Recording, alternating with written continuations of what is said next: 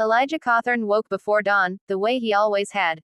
50 years on the ridge had taught him that the world made more sense in the first blue hour before men arrived to shape it with engines and paper. He pulled on his boots, the same cracked leather pair he'd been oiling for 20 seasons, and stepped onto the porch. The air smelled of damp pine and cold earth. Down in the valley, a ribbon of fog hung low, heavy as wet wool. He sipped from his tin mug and let his eyes travel the familiar lines of his land. The pastures ran wide and yellow in early light, brushed by wild rye. The tree line, dense with oak and walnut, curved along the valley's edge, where the dam his father built held back a dark, silent reservoir. His grandfather's cattle once grazed here. Elijah had sold off the herd after his knees gave out, but he still mended the fences out of habit. Even empty, the land seemed alive under his watch, every acre carrying the weight of memory. That morning, something broke the pattern. Orange flags, bright, violent strokes of color, rose out of the fog like weeds. At first he thought kids from town had come trespassing, maybe hunters marking a blind. But there were too many, each stuck with mechanical precision, spaced evenly across the pasture like a grid. Elijah's stomach tightened. He walked down the slope, the grass wet against his boots. At the lowest field, he found a stranger kneeling beside a tripod, adjusting a scope. The man wore khakis, a polo shirt, and a white ball cap. His clipboard was crowded with clipped sheets, the kind that always carried weight: deeds, plats, surveys, contracts. Morning, Elijah called, though it came out flat. The man turned, blinking as if Elijah had surprised him in his own kitchen. Oh, hey there, don't mind me, just a bit of preliminary plotting. His voice had the smooth, practiced ease of someone used to brushing off questions. Elijah stopped 5 feet away. Preliminary for what? The surveyor glanced at his notes. Housing development. Willow Creek Estates. 35 units, maybe more if zoning allows. He pointed to the flags. These mark the parcel lines. Elijah let the words hang. Housing development. Units. He looked around at the flags stabbing into his soil, his pasture turned into a checkerboard. He felt his throat tighten. This here is my land, Elijah said finally, his voice low but steady. The man gave a polite half-smile, as though humoring a stubborn child. Sir, all I can tell you is that according to the county records, this tract was transferred last year to Willow Creek Properties, LLC. It's all squared away. Transferred how? The man lifted his shoulders. Above my pay grade. I just measure. He tapped his clipboard, then bent back over his scope as if that settled it. Elijah stood there a long moment, fists working in his coat pockets. He wanted to snatch the flags from the ground, snap them in half, and scatter them into the fog. Instead, he turned slowly and walked back up the hill. Dash dash dash. For the next few weeks, the sound of machinery grew louder each day. First came the graders, carving lines across the valley floor, scraping away topsoil that had taken centuries to form. The scent of diesel choked the air. Then came concrete trucks, pouring slabs where rye and clover had once swayed. Elijah watched from the ridge, silent, every turn of their engines a nail driven into his chest. By summer, the billboard went up at the road. Willow Creek Estates, 35 new homes starting in the $400s. Quiet living. Scenic views. The sign had a picture of smiling families holding balloons in front of houses that didn't exist yet. The mock-up showed trimmed lawns, tidy driveways, and children tossing frisbees beneath a perfect blue sky. Not one trace of mud, timber, or barbed wire. It was a picture that erased everything Elijah knew. He drove into town, to the county clerk's office, carrying a folder thick with tax receipts, hand-drawn maps, even a yellowed letter from his grandfather's deed. The clerk, a young man with hair slicked back and a tie too tight, flipped through the papers with mild interest. Mr. Cawthorn, he said finally, these are historical, sure. But the digital record shows a transfer 2 years ago. Land was rezoned, sold, subdivided. Clean title. Nothing I can do on my end. Elijah leaned on the counter, his hands rough and scarred from decades of labor. This land never left my family. You telling me a computer knows better than blood and bone? The clerk looked away, embarrassed. Best hire a lawyer. But Elijah didn't hire one. Lawyers cost money, and besides, he knew the system was greased to keep men like him out. He returned to the ridge, watching as frame by frame, house by house, Willow Creek Estates rose from the bones of his pasture. Dash dash dash. By autumn, the place buzzed with fresh homeowners. SUVs crowded the new cul-de-sacs. Children rode bicycles down what had once been his cattle trails. Homeowners Association notices sprouted on mailboxes, dictating everything from paint colors to grass height. Elijah tried once more to speak. He walked into the development, boots crunching against asphalt that still smelled of tar, and approached a man trimming hedges in front of a two-story colonial. Afternoon, Elijah said, tipping his hat. This here used to be my land. The man wiped sweat from his brow. Oh, well, it's ours now. HOA's got rules about trespassing. Don't want to cause trouble. Elijah left, humiliated but not beaten. Because deep down, he knew something none of them had asked, none of them had even considered, what lay beneath. The reservoir, the dam, the old iron crank, rusted but strong. His father had warned him that the water behind it could eat the valley clean if it ever spilled free. That night, Elijah sat on his porch, staring at the glimmering black water hidden in the hollows. 35 homes now stood where his cattle once grazed. 35 families sleeping under roofs nailed into his soil. And beneath them, silent and waiting, the dam. The notice came in Elijah's mailbox one Thursday afternoon. Community HOA board meeting, residents and interested parties welcome. Agenda: fencing, mailbox standards, landscaping, and trespassing complaints. The paper was printed on glossy stock, with the Willow Creek Estates logo at the top, a stylized stream curling beneath green trees. The irony wasn't lost on him, the logo looked almost identical to the bend of creek that used to water his cattle. Now it was nothing but runoff channeled into drainage pipes. Elijah crumpled the notice in his fist, but later, smoothed it out again. If nothing else, he wanted to look the people in the eye. He wanted to hear from their own mouths why they thought his land belonged to them. The meeting was held in the new community clubhouse, a building that looked less like a gathering place and more like a bank lobby, white columns, spotless glass, a foyer that smelled faintly of lemon cleaner. Elijah's boots echoed too loudly on the polished tile. He felt out of place the second he stepped inside, surrounded by framed watercolor paintings of butterflies and brochures advertising tennis lessons. A folding table was set at the far end, behind which sat the board members. 5 of them, each with a clipboard and a paper cup of coffee, their chairs lined up like sentries. Behind them, a banner stretched across the wall. Willow Creek Estates, preserving our community, one covenant at a time. The board president, Mrs. Whitaker, a tall woman with hair sprayed into a helmet, called the meeting to order. Her voice carried the clipped sharpness of someone used to being obeyed. First item on the agenda, she said, peering down at her notes, fencing. Several residents have erected privacy fences in violation of our guidelines. All fences must be no higher than 4 feet and painted either white or natural wood stain. Violators will be fined. Murmurs passed through the dozen or so residents seated in folding chairs. A man raised his hand to complain that his neighbor's fence blocked the view from his deck. Another griped about the color of a gate latch. Elijah stood in the back, hat in his hands, listening. The smallness of their worries pressed on him like a weight. Here were men and women arguing over fence paint while they sat on stolen ground.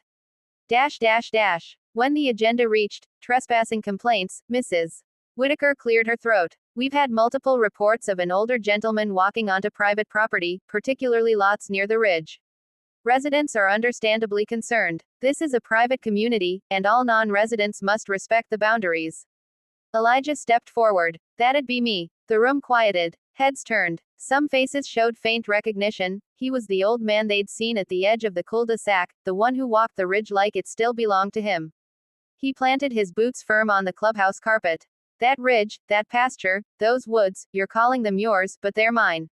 My father and grandfather worked that ground. I paid taxes on it every year until I couldn't anymore, because someone decided to change the lines on a map. You built driveways over my pasture. You laid sod where my cattle once stood. You didn't ask, and you didn't pay me a dime. You stole it. A hush fell. For a heartbeat, he thought his words might actually reach them. Then Mrs. Whitaker gave a stiff little laugh. Sir, this is highly irregular. The property was legally acquired. If you have grievances, you'll need to file them with the county.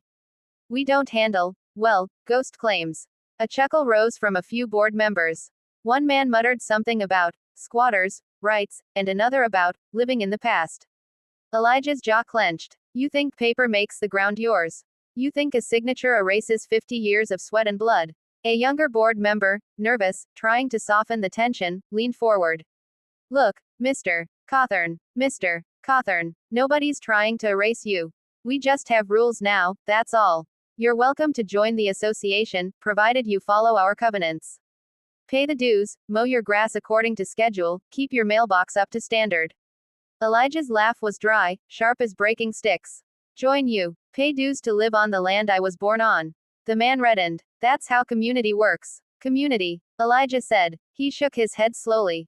You built walls where there used to be open ground. You call that community? The silence grew uncomfortable. Someone coughed. Another whispered, why's he even here? Mrs. Whitaker tapped her pen against the table, regaining control. Mr. Cawthorn, I'm afraid this is not the place for personal grievances. If you continue to trespass, we'll have no choice but to pursue legal action. Legal action, Elijah repeated softly, as though tasting the words. His father used to say the only law worth following was the one written by the river. Water flows where it pleases, no matter who owns the land. He looked at the board one last time, their neat papers and polite smiles, their suburban worries stacked neatly beside their coffee cups. He could see in their eyes that they didn't believe him, didn't fear him, didn't even respect him. To them, he was just an old man with mud on his boots, a nuisance to be filed away. So he left. Outside, night had fallen. The air smelled of wet leaves. Elijah walked the long road back toward the ridge, his shadow stretched across the asphalt. Behind him, the clubhouse lights glowed warm and golden, the voices inside muffled by walls. Ahead, the dark outline of his land rose against the stars. As he climbed the hill, the sound of water reached his ears, the low, steady murmur of the reservoir pressing against the dam. It had always been there, a presence he could feel even in sleep. His father's hands had built it, stone by stone, iron bolt by iron bolt. It had held steady for half a century, taming the restless creek into a lake. But it wasn't tame. Not really. He paused halfway up the ridge and looked back. 35 homes, neat as toy models, stretched across the valley floor. Their porch lights winked in the dark. Families tucked into bed. Lawns watered by sprinklers. Mailboxes aligned like teeth. And beneath it all, water waited. Elijah whispered to the night, though no one could hear, they wanted rules. They wanted order. Let's see how they handle a flood. He walked on, the sound of the dam growing louder with every step. The rains came early that year. They came hard, hammering the ridge for 7 days straight, each drop drumming against Elijah's roof like the ticking of a clock he could no longer ignore. Every morning he stepped onto his porch with his coffee, and every morning he watched the reservoir swell, creeping higher against the old stone face of the dam. The water turned from clear to a murky brown, carrying branches and silt, its surface restless with ripples. It seemed to breathe heavier each day, like some great beast straining against a chain. He thought about his father often then. The old man had built the dam with his own 2 hands, stacking stone, pouring concrete, bolting steel. A dam is a promise, he used to say. You hold the water back, you hold life steady. But break the promise, and the water takes back what's hers. Elijah had never forgotten those words. He carried them the way he carried the land itself, in his bones, in the slow ache of his joints. Now the promise had been broken. Not by him, but by the ones who paved over his fields and laughed at his voice. The water had been patient, waiting. He wondered if his father would forgive him for what he was thinking, or if his father would nod in silence, understanding. On the 7th night of rain, Elijah lit his lantern and walked down the narrow trail into the hollows. The storm had eased to a drizzle, but the ground was slick, and roots twisted like snakes beneath the mud. He moved carefully, lantern swinging, the light catching raindrops like sparks. When he reached the dam, he stopped and let the lantern's glow fall across its face. Moss slicked the stones, and vines hung in draping curtains. The air was heavy with the smell of wet earth and iron. The reservoir loomed above it all, a black mirror swollen to the brim. At the center of the dam was the gate, and beside it, the iron crank. Elijah remembered the first time he'd seen it as a boy, when his father placed his hand on the lever and said, "This here's the heart of it. Keep it shut, the land stays tame. Open it, and the land remembers it's wild." The crank was taller than Elijah's chest, thick with rust but solid. It stood waiting like a sentinel, silent and patient, as if it knew the decision he carried inside him. He placed his hand on the iron. Cold bit into his palm. Memories came flooding in. His grandfather walking the ridge at dawn, cane tapping against rocks. His mother hanging laundry on a line strung between 2 oaks. Summers when the cattle spread across the pasture like shadows, and he'd chase them barefoot, the sun hot on his back.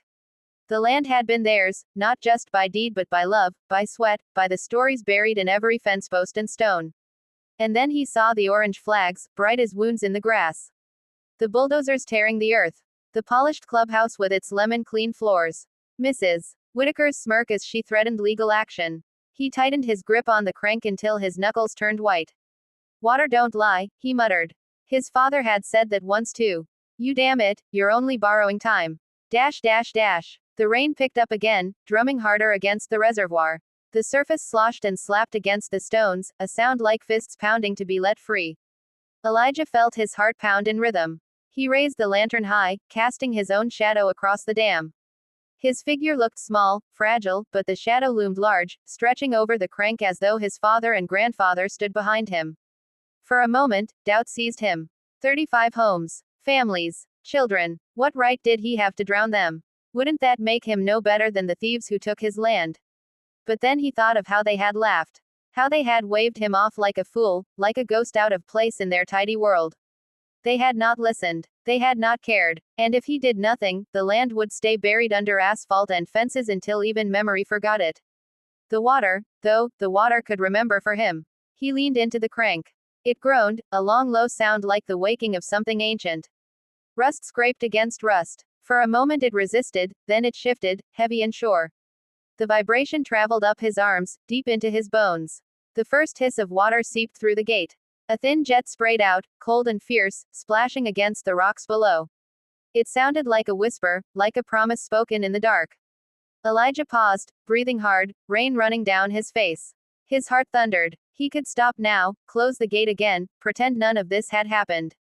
But he didn't. He set the lantern down, gripped the crank with both hands, and heaved. The gate inched wider. The whisper became a rush, a stream, then a roar. Water exploded from the dam, foaming white as it leapt into the valley. The ground shook beneath his boots. He let go, staggering back, lantern flickering wildly. The roar of the flood drowned the night. It was a sound unlike any other, hungry, unstoppable, alive. Elijah stood at the edge of the dam, chest heaving, and watched the black torrent surge forth. It poured down the slope, tearing through brush, clawing at the earth. It raced toward Willow Creek Estates, where porch lights still gleamed warm against the dark. They wanted water views, Elijah whispered. His voice was steady now. Let's give 'em water. The rain fell harder, joining the flood. The lantern flame sputtered, then steadied, casting his face in hard lines. He did not move, did not falter. The decision was made. The crank creaked one last time as the gate slid fully open. The promise his father had built was broken. The land was awake again. The first wave tore through the valley like a beast unchained. Water rushed down in a solid wall, slamming against the neat cul-de-sacs of Willow Creek Estates. Driveways cracked as the pressure buckled them, mud and gravel rising in thick brown swells. The lawns, perfectly measured, perfectly trimmed, vanished beneath the torrent in seconds, drowned in chaos. From his porch high on the ridge, Elijah watched with arms folded, the lantern beside him casting a soft orange halo. He did not cheer. He did not smile. He simply bore witness. The flood moved with frightening speed, faster than any of those homeowners could react. One by one, lights flicked on in the valley. Windows glowed yellow, silhouettes shifting inside. A woman opened her front door, saw the black wave surging down the street, and screamed. Her voice was swept away in an instant. SUVs parked in the driveways bobbed like corks. One was lifted clean off the ground, carried sideways until it slammed against a mailbox post. The sound was a shriek of twisting metal, followed by silence as the water swallowed it whole. The proud white fences snapped like twigs. Children's playsets floated free, spinning in the current. The polished, "Welcome to Willow Creek Estates" sign, with its cheery logo of trees and a winding stream, wrenched free of its posts and toppled face first into the flood, half buried in silt. Dash dash dash. From the ridge, Elijah could see the clubhouse. Its lights still burned brightly, maybe from the evening's meeting that had dragged long into the night. People spilled outside, voices high and panicked, their fine shoes splashing in water already ankle deep. They ran toward cars, but the roads were gone, erased by the flood. Elijah closed his eyes. He could still hear Mrs. Whitaker's sharp voice, dismissing him, calling him a trespasser on his own land. He pictured her clipboard, her pen tapping with authority. That authority dissolved now into nothing, washed away by a power greater than rules and bylaws. When he opened his eyes again, the water had risen to the first row of porches. It climbed fast, relentless, climbing stairs, lapping at doors, spilling through cracks. Curtains fluttered as families tried to hold them shut, as though cloth could stop a flood. He imagined the panic inside. Furniture dragged against doors, parents clutching children, cell phones held high to capture faint signals. But no call to the county, no lawsuit, no HOA covenant could hold the water back. Dash dash dash. As the night deepened, the valley became an inland sea. Rooflines jutted up like islands, the homes reduced to flotsam. Some of the newer roofs held strong, but others cracked, shingles tearing away with each surge. A garage door crumpled inward under the pressure, and the roar that followed was deafening as the house split like paper. Elijah sat down slowly on the porch steps, lantern at his side, and leaned forward with his elbows on his knees. He felt strangely calm. He had thought vengeance would taste sharper, more bitter. But watching the water move, it was like watching the land heal itself. Everything false was being stripped away. The valley no longer looked like a neighborhood. It looked like what it had always been, a floodplain, a low bowl where the river wanted to roam. His father had known that. His grandfather too. The HOA had thought themselves wiser, safer, above nature. They were wrong. Dash dash dash. Hours passed. Rain fell steady. The water rose, spread, and then slowly began to steady itself, filling the valley bowl to the brim. Where houses had stood, there was only the wide, rippling surface of a lake. Chimneys poked out like dead trees in a swamp. Porch lights blinked out, one by one, swallowed by the dark. Elijah stood and walked to the edge of the ridge. His boots sank slightly into wet earth. He looked down at the water gleaming under the lantern's glow. It looked almost peaceful now, as if nothing violent had ever happened. A mirror, smooth and black, erasing the past. For the first time in months, Elijah's shoulders loosened. The ache in his chest eased. He felt no triumph, only completion. The land was his again, not by deed or law, but by the simple truth of what endured. Asphalt cracked. Paper burned. But water and stone remembered. Behind him, the lantern flickered as the fuel burned low. He watched the last flame sputter. Then fade to smoke. He didn't relight it. He didn't need light to see anymore. The valley below belonged to silence, to water, to the night. Elijah turned and walked back into his house, the sound of the dam's roar still echoing in his ears. The promise was broken. The land was awake.